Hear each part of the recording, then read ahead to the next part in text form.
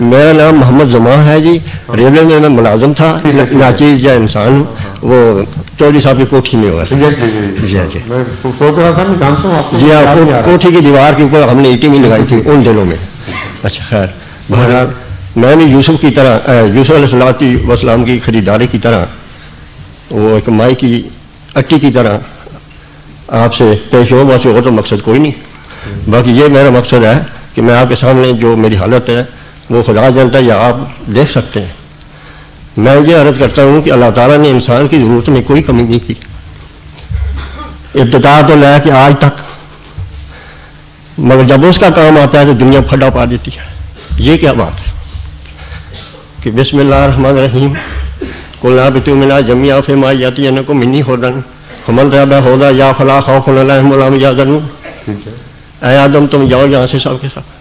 جب کبھی میرے طرف سے ہدایت آئے, جو میری ہدایت کی پیروی کریں گے نہ ان پر خوف ہوگا نہ وہ غمگین ہوں گے. بات سنیں جی, میں تو ہدایت کی پیروی کر رہا ہوں, مجھے کیوں ہدایت دے رہے ہیں آپ؟ نہیں میں سمجھا نہیں. میں تو اللہ کے فضل سے اس آیت کے تابع ہدایت کی پیروی کر رہا ہوں, اب مجھے کیوں ہدایت دینے لگے ہیں؟ نہیں میرے اگر کوئی میرے سے گستاخی ہو جائے تو وہ معاف فرمائیں. میں صرف یہ کہتا ہوں, میں آپ کو یہ توجہ دلا رہا ہوں کہ یہ سوالوں کا وقت ہے. جی اگر سوال کرنے والے لمبی تنزیلیں باندھیں گے تو بہت سے سوال کرنے والے محروم رہ جائیں گے. ٹھیک ہے جی. پھر ہم یہی کہہ سکتے ہیں کہ آپ ہماری ملکہ ہیں, یہ سب آپ کے پروانے ہیں, تو آپ ہمارے لیے دعا کریں. اور یہ جو مسیح یا ختم نبوت کا چکر ہے یہ تو ہم اس سے پاس ہو چکے ہیں انشاءاللہ, اس کا ہمیں کوئی فکر نہیں. باقی یہ بات آپ ہمارے ملکہ ہیں, یہ ہمارا آپ کی مراد غالباً شہد کی ملکہ ہے. نہیں, آپ نے کل جو شاربین دودھ کا ذکر آیا تھا, میں کل کا یہ اچھی کو اٹھائی پھرتا ہوں. اور آج ذرا کل موقع نہیں لگتا, یہ جو دوست ہمارے ہیں وہ کل ہے تو آپ نے فرمایا سے ہاتھ لا رہے ہیں, میں ذرا دب گیا. آج میں ذرا اپنا اظہار کر لیا ہے. اس وقت السلام علیکم.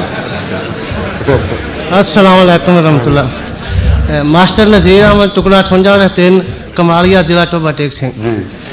کل مجھے جموں کشمیر کے ایک دوست ملے تھے اور انہوں نے اپنے خاندان میں جو ہے احمدیت کے آنے کی جو ہے وہ سبب بتایا تھا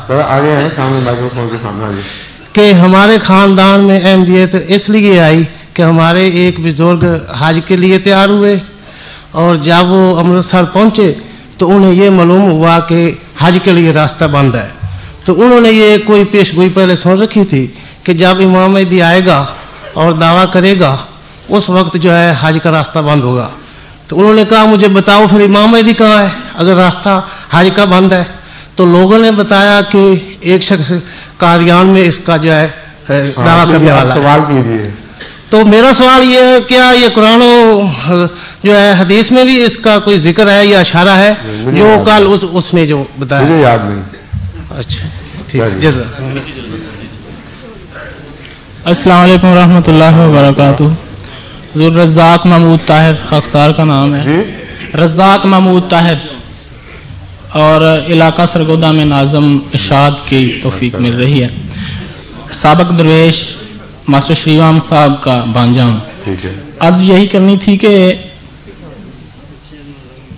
جب فرعون نے ساحروں کو بلایا اور انہوں نے رسیاں پھینکی, رسیاں سانپ بن گئیں.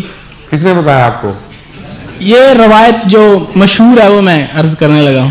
روایت چھوڑے, قرآن کریم میں واقعہ درج ہے وہ بتائیے. ٹھیک ہے, میں یہ عرض میں پہلے میری بات سن لیجیے. قرآن کریم پڑھے ہوئے ہیں نا آپ؟ جی انشاءاللہ تعالیٰ. ترجمہ آتا ہے؟ ترجمہ نہیں, ناظرہ پڑھا ہوں. ناظرہ پڑھا ہوں. ناظرہ پڑھتے ہیں, ترجمہ ہی پڑھ لیا کریں. قرآن کریم میں کہیں نہیں لکھا کہ وہ رسیاں سانپ بن گئی. ٹھیک. قرآن کریم میں یہ لکھا ہے کہ سحروا اعین الناس, انہوں نے لوگوں کی آنکھوں پر جادو کیا, اور پھر لکھا ہے کہ وہ خیال کرنے لگے کہ یہ سانپ ہیں, حالانکہ وہ سانپ نہیں بنی تھی. تخلیق کی ہے تبدیل کرنے کی ان کو طاقت نہیں تھی. تو ایک دھوکہ تھا, نظر کا دھوکہ جس کو کہتے ہیں. اور اللہ تعالیٰ نے جب حضرت موسیٰ کو غالب دماغی طاقت عطا کی, ایک ایسا جلوہ خدا کا ظاہر ہوا چھوٹا پھینکتے وقت کہ موسیٰ کی ذہنی طاقت ان پر غالب آ گئی خدا کی طاقت سے, اور ان کا سارا اثر جو تھا دماغوں پر وہ ٹوٹ گیا. اچانک وہ رسیاں غائب ہو گئی، وہ جو سانپ انہوں نے دیکھے تھے وہ ختم ہو گئے. یہ لکھا ہوا ہے قرآن کریم میں. ٹھیک. رسیوں کا سانپ بننا تو کہیں لکھا ہوا. لیکن ایک عرض میرے ذہن میں تھی کہ ان ساحروں کی اس عمل کو شعبدہ کہا گیا، حضرت موسیٰ علیہ الصلوۃ والسلام کے اس رد عمل کو معجزہ کہا گیا، جبکہ موسیٰ کے نہ ماننے والے بھی موجود ہیں. تو اس میں کیا حکمت ہے؟ حکمت واضح ہے. جو ساحر تھے ان کا سجدہ کرنا اور موسیٰ کے خدا پر ایمان لانا ثابت کرتا ہے جی کہ ان کو علم تھا کہ موسیٰ کی طاقت سے بڑھ کر بات ہے، کوئی غیر غیبی طاقت ہے جس کی وجہ سے ہوا ہے. انہوں نے عمریں کمائی تھیں وہ جادو سیکھتے سیکھتے، شعبدے سیکھتے سیکھتے، جی اور اس فن کے وہ چوٹی کے ماہر تھے، اور موسیٰ کو اس فن سے واقفیت ہی کوئی نہیں تھی. اس لیے ان ماہروں پر موسیٰ کا غالب آ جانا ان کے نزدیک معجزہ تھا. اگر معجزہ نہ ہوتا تو وہ یہ کیوں کہتے کہ اے فرعون، ہم نے تو دیکھ لی ہے سچائی، اب تو چاہے ہمیں جس طرح اذیت ناک عذاب دے کر مارے، ہمیں کوئی پرواہ نہیں رہی. اس کا مطلب یہ ہے کہ ان کے نفس نے ایک ایسے غالب واقعہ دیکھا ہے جس کو وہ ماہر فن بہتر جانتے تھے، اور ان کی گواہی بتا رہی ہے کہ یہ معجزہ ہے، یہ شعبدہ نہیں ہے. ٹھیک ہے. جزاکم اللہ السلام. وعلیکم السلام ورحمۃ اللہ. فرمائیے. وعلیکم السلام. جی جی جی ہاں جی کیجیے.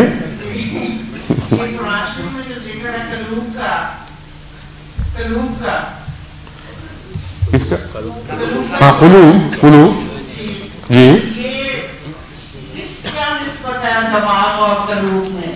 قلوب میں میں عرض کرتا ہوں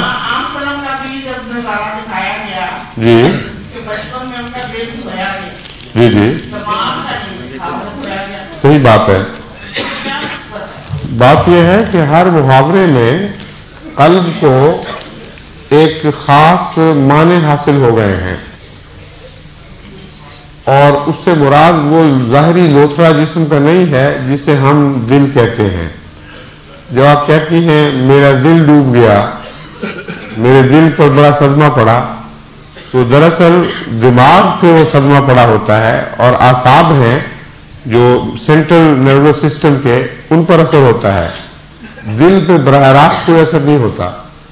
تو دل دماغ کے معنوں میں بھی استعمال ہوتا ہے ہر زبان کے محاورے میں. دل صاف ہو تو ہر بات صاف ہے، حالانکہ نیت دماغ میں بگڑتی ہے اور آپ کہتی ہیں دل اس کا کھوٹا ہو گیا. تو خدا تعالیٰ نے بندوں سے انہی کی زبان میں کلام کرنا ہوتا ہے، اسی محاورے میں کلام کرنا ہوتا ہے. اس لیے دل سے مراد انسانی دماغ کی آخری فیصلہ کن طاقت ہے، جس کے بگڑنے سے اس کے سارے کام بگڑتے ہیں، جس کے سدھرنے سے اس کے سارے کام سدھر سکتے ہیں. ایک تو اس کا یہ معنی ہے. دوسرا یہ ہے کہ دل کا اس دماغ کے آخری نقطہ سے ایک بڑا گہرا تعلق ہے، اور اگرچہ چوٹ وہاں پڑتی ہے لیکن اس کے نتیجے میں وہاں سے اثر پا کر دل واقعہ تک ڈوب بھی جاتا ہے. غموں سے لوگوں کے ہارٹ فیل ہو جاتے ہیں، حالانکہ دل سوچ نہیں رہا، دل میں سوچنے کی طاقت ہی نہیں ہے، لیکن سوچتا دماغ ہے اور بیٹھتا دل ہے. جس کا مطلب یہ ہے کہ دل کا اس آخری مرکزی نقطے سے، جسے ہم سوچ کا آخری نقطہ کہتے ہیں،